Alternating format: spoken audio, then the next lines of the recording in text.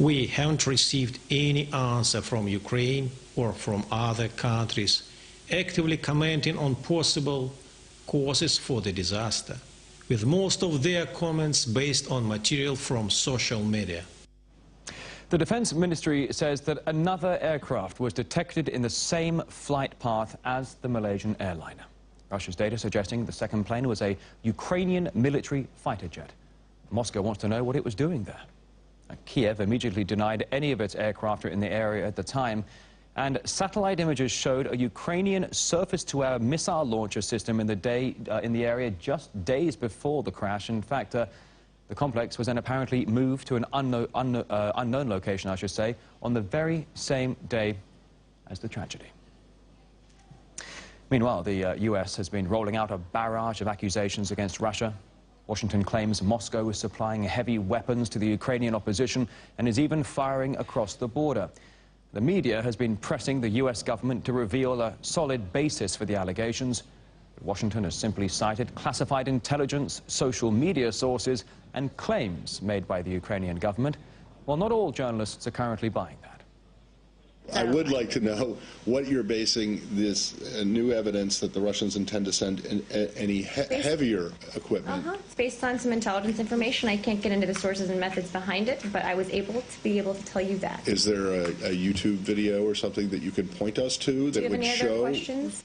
I'm just wondering if you what it is. I just said I wasn't going to give you the underlying source for it. Marie, did you say? But then, look, it's not the question. Would you prefer I don't give you more information and just say nothing? If I can't give you the source? No, I'm actually asking you a question here. If I can't give you the source and method, would you prefer I not give you the information?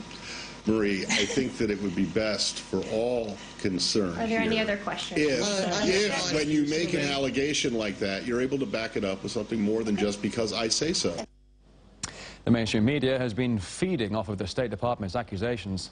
RT's Guy Chichikan now looking at some of the more recent reports. BBC Russian deleted an online report by their correspondent from eastern Ukraine.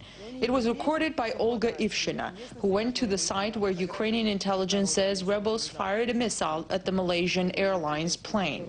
She took the photo showing a rising plume of smoke, which the Ukrainian intelligence service provided as evidence of where the missile was launched.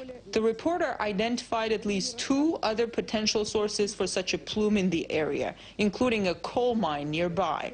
She also asked locals what they saw in the sky that day. There were 2 explosions in the sky. We saw how the plane broke apart with pieces falling everywhere. And there was another military jet flying near. Everyone saw it. Yes, everyone saw it, flying a little below the passenger plane. We heard explosions in the sky, and then the plane suddenly turned around, changed its flight path, and headed that way. When the video was taken off the site, many internet users were keen to know why. The BBC said the report did not live up to the editorial values of BBC. Some journalists have taken sides to the point that when the Ukrainian president said this, Ukrainian nation now are united. We don't have any conflict inside the Ukrainian nation. He was not picked up on it, even as pictures and video pour in of war raging in the country's east. The U.S. media is once again taking aim at RT, or what CNN discussed as the impact of Russia's media machine. For all the talk about propaganda, which by definition is, misinformation, I would say Russia's winning. Chris Cuomo and RT's Peter Lavelle became a YouTube hit after a heated interview.